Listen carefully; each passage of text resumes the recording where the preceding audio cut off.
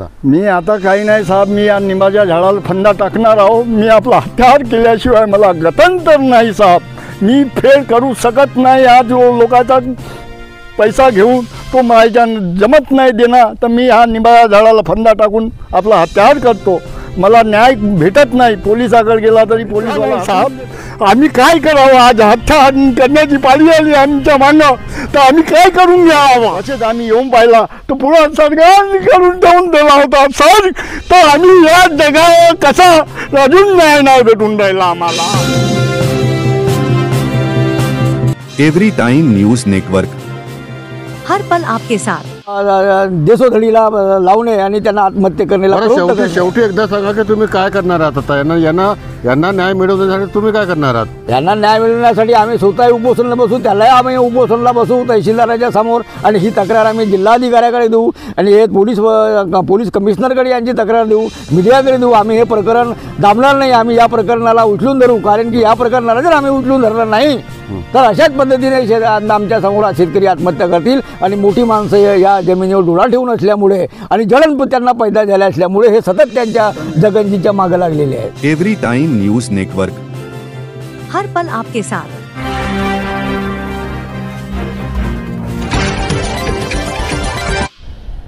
मित्रांनो नमस्कार. आपण आता बघत आहोत की आपण आता आंबोरा मार्गावरती आहोत. पलीकडे कुही आहे, कुही ते हा आंबोरा रोड आहे, आणि आंबोरा रोडवरती आपण आलेलो आहोत. इथून जवळच मांडळ नावाचे एक गाव आहे, आणि आता आपण आहोत बामणी येथील गावाजवळ, आणि हे बाजूलाच इथे एक शेत आहे. आता आपण पुढे या शेतामध्ये जाणार आहोत, आणि त्या शेताविषयी तिथं काय झालेलं आहे आपण याच्याविषयी आज तुम्हाला थोडक्यात सांगणार आहोत. मित्रांनो आपण आता या शेतामध्ये जात आहोत, आणि आता आपण बघूया की या शेतामध्ये काय घडलेलं आहे ते आता आपण तुम्हाला आता थोडक्यात माहीतच होईल. या इकडे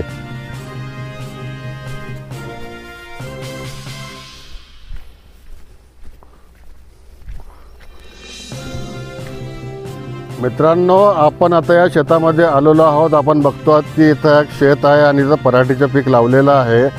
आपल्याला सांगायचं हेच आहे की शेतकऱ्यांना आज शेती करणे किती कठीण झालेलं आहे. बियाणे, खते आणि शेतीप्रयोगी वस्तूंचे दर किती वाढलेले आहेत. अशातच शेती करणे इतके कठीण झाले की शेतकऱ्यांना कर्जबाजारी होऊन आपली शेती करावं लागत आहे. असंही असताना जेव्हा पीक काढणीवर येते आणि जेव्हा बाजारात न्यायची वेळ येते तेव्हा पाऊस दगा देतो. शेतकरी हा कर्जबाजारी होऊन सावकाराकडून, बँकेकडून कर्ज घेत असतो, आणि त्याला कर्जाची परतफेड करणे जमत नाही. त्यामुळे अनेक शेतकरी हे आत्महत्या करीत असतात. आपण हे बघतोच आहोत. आता अशीच एक परिस्थिती इथं आलेली आहे. आपण हे बघतो की हे जे शेतकरी आहेत यांना कोणत्या संकटांना सामोरे जावं लागत आहे. यांनी आपल्या शेतामध्ये पीक पेरलं आहे, पराठीचं पीक पेरलेलं आहे, परंतु या शेताची मोठ्या प्रमाणात नासधूस होत आहे. आता ती नासधूस कोण करतो? काही विघ्नसंतोषी लोक आहेत, ते या पिकात या शेतामध्ये येतात, आणि लावलेलं पीक जे आता पेरणी झालेली आहे, आणि आपण बघतो आहोत की आता पीक वर आलेलं आहे, आणि एवढी मेहनत काबाड कष्ट करून लावलेले पीक जे नासधूस होत आहे. आता आपण या शेतामध्ये आलेलो आहोत, आणि या शेताची बऱ्याच प्रमाणात नासधूस झालेली आहे. ही नासधूस कोणी केली, कशी केली आणि का केली, आणि या शेतकऱ्यांचं म्हणणं काय आहे ते आपण जाणून घेऊया. साहेब तुमचं नाव सांगा तुम्ही. आमचं नाव आहे जगन डोनोजी देशमुख. म्हणजे तुमची नेमकी समस्या काय, तुमच्या हातामध्ये काय आहे? हे आमची पराठी आहे साहेब. या गाठची उजव्या हातची, या गाठची तुरी आहेत. ते आमची उपडून फेकून राहिले 2-4 वर्षापासून. कोण उपडतात? रामचंदजी कवळूजी मेसराम, ते बामणी गावचे रायनीवाले आहेत. ते आमची दरसाल नुकसान करतात. आम्ही कर्ज उचलू परेशान होऊन गेलो. आज फाशी करून मरण्याची पाळी आली साहेब. यंदाही आमची हे अशीच केले. पोलिसाकडे जातो ना आम्ही, पोलीसवाले आमची रिपोर्ट पाणी घेत नाही. तुमच्याजवळ 7-12 नाही आहे या जमीनचा, तुमची काय आम्ही रिपोर्ट घेत नाही. असे करता 2-4 वर्षापासून आम्ही टैलवत गेलो. कैलवल्याबादमध्ये ते आम्ही आपल्या पोराला घेऊन चौकीवर गेलो, मांडर चौकीला. तेथेही आमची काही घेतला नाही. तेथून मग आम्ही कुई ठाण्याला गेलो. कुई ठाण्याला जाऊन आम्ही आपल्या मुलाला निलेश देशमुखला घेऊन आम्ही आपल्या मुलाला घेऊन कुई ठाण्याला गेलो. तेथून मग आम्ही फोन करून आम्ही रिपोर्ट नव्हते घेत. वसंतरावजी मुंडले ते साहेबाला आम्ही बोलावून ते मग रिपोर्ट लिहिण्यात आली, तरी त्याने टालामाली करून अजूनही काही आमच्या या जमिनीचा काही अजून आम्हाला थारा भेटला नाही साहेब. आम्ही काय करावं? आज हत्या करण्याची पाळी आली आमच्या मागं, तर आम्ही काय करून घ्यावा?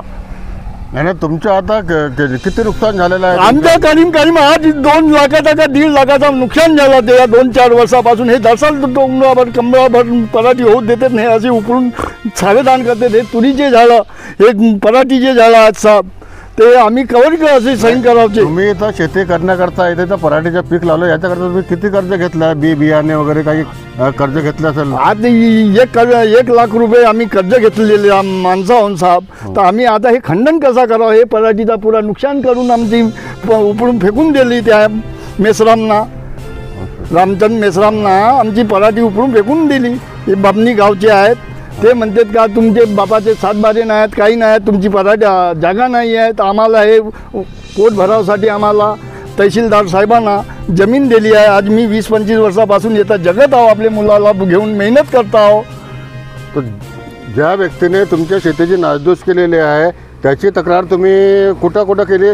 पोलिसांमध्ये केली का ते तक्रार? कुई ठाण्याला जाऊन मग रिपोर्ट देण्यात आली, तरी अजूनही आम्हाला न्याय नाही भेटला सर. तर आम्ही काय करावं? आज हत्यार करायची बाजू आली आमच्या मागं. मला हे सांगा की त्या व्यक्तीने तुमचं जे हे नासधूस केलेले आहे, पिकं उपटून फेकलेले आहेत, ते आता याच वेळेस केलेलं आहे की तो नेहमी करतो? नेहमी करता आहे सर. या आज 10-15 वर्षापासून तो मोठी पराठी होऊ देते, उपडून फेकून देते. आमच्या ज्यानं कर्ज फेड करणं होत नाही. आम्ही आता काय करावं? हत्यार करायची बाजू आली आमच्या मागं सर. नाही, मग पोलिसांचं म्हणणं काय आहे? काही तुमच्याजवळ 7-12 नाही आहे या जमिनीचा, आम्ही काही कारवाई करत नाही. ना तहसीलदाराजवळ पाठवतो म्हणतात, ना तहसीलदाराजवळ पाठवलं अजूनही या जाग्याचा काही होऊन नाही राहिला साहेब. नाही, तुम्हाला हे जमीन शासनाने दिलेली आहे आणि तुम्ही रीतसर शेती करीत आहात, याचा अर्थ काय कोणी येऊन कोणी उपटावं असं या पोलिसांचं म्हणणं आहे का? हो, आता तेच समजावतं साहेब. त्याला काही शिक्षाच नाही घडवत. आज त्या रोजी येऊन साहेब लोक येऊन पाहिला, त्याच्या घरी गेलो म्हणतात, शिवाफजित केलो म्हणत होते. हे पोलीस स्टेशनला सांगत होते, रिपोर्ट द्या नको म्हणत होते ते आम्हाला. उलटे आम्हाला दाटून आमच्या पोराला मला बाहेर काढायची गोष्ट केला होता.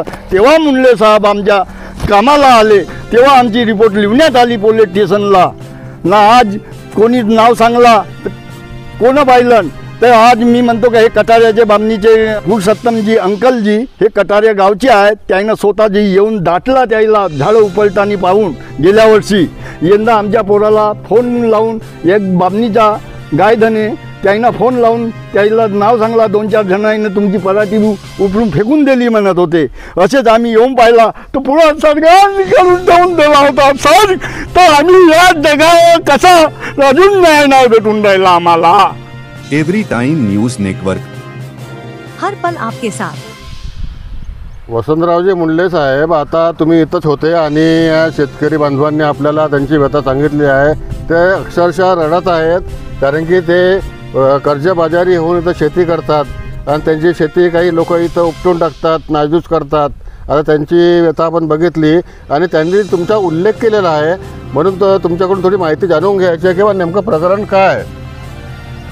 असं आहे की मीडियाला या ठिकाणी आणण्याचं मुख्य कारण असं आहे की मी महाराष्ट्र राज्याच्या किसान सभेच्या नागपूर जिल्ह्याचा अध्यक्ष आहे. मी कॉम्रेड वसंतराव मुंडले आहे. जगनजी देशमुख यांची व्यथा मला पाहून झाली नाही. त्यांनी मला फोन केलं आणि मला प्रत्यक्ष या ठिकाणी बोलवलं. मी बघितलं आणि ही परिस्थिती बघितल्याच्या नंतर इथं पोलीस चौकी या मांडळला त्यांनी भेट दिली आणि मांडळला आम्ही बी पोलीस चौकीमध्ये गेलो त्यांच्यासोबत. परंतु ते पोलीस चौकीमध्ये बंद होती पोलीस चौकी. तर मग आम्ही सरळ पोलीस स्टेशनमध्ये गेलो आणि तिथे त्यांची रिपोर्ट घेत नव्हती.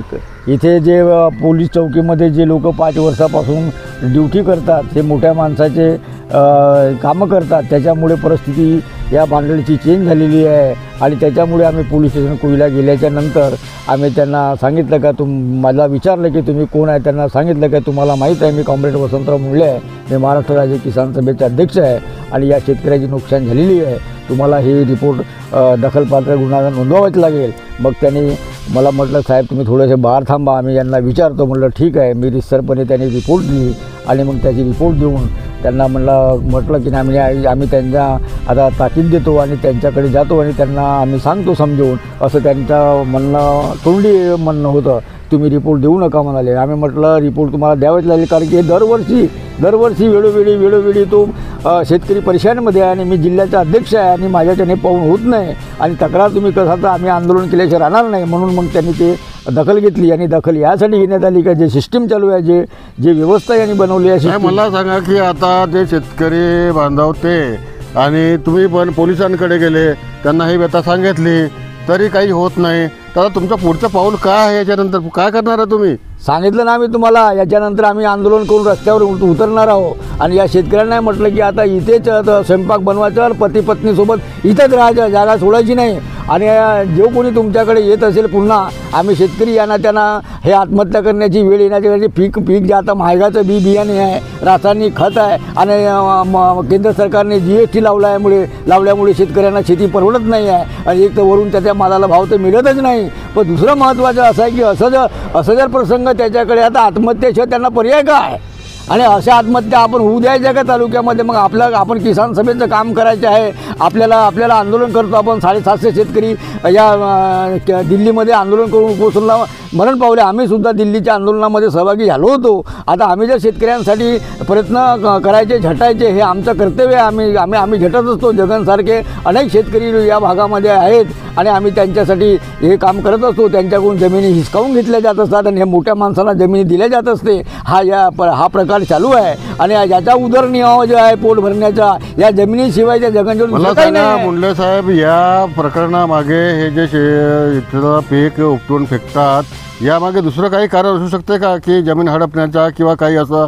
आता हे तर साहजिकच आहे सर. आम्ही तुम्हाला सांगितलं ना की हे छोटे जे अतिक्रमणवाले शेतकरी आहेत किंवा जे सरकारने त्याला दंड केले आहेत ते वाहत आहे, तर मोठे शेतकरी त्यांच्यावर डोळा ठेवून राहतात आणि त्याची शेती हडप करण्याचा काम ते करतात. ते तहसीलदाराजवळ जातात, काहीतरी चुगल्या करतात, मग EDOकडे जातात, मग गावातले मोठे माणसं असतात आणि त्या मोठे माणसं मग त्याचे शत्रूच असतात ना.